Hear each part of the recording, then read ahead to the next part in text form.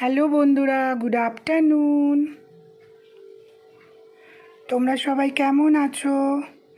আশা করি সবাই ভালোই আছো। আজকে তোমাদের সামনে লাঞ্চ নিয়ে চলে এসেছি।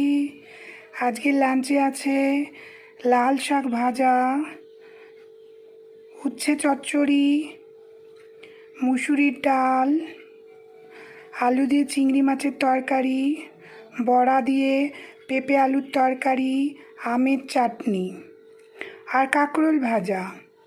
গন্ধরাজ লেবু তো সাথে আছেই। আজকের লাঞ্চটা যদি তোমাদের ভালো লেগে থাকে তাহলে ভালোবেসে সবাই কমেন্ট, লাইক অ্যান্ড শেয়ার করবেন। আজ লাঞ্চটা কেমন লাগলো অবশ্যই আমাকে কমেন্টে জানাবেন।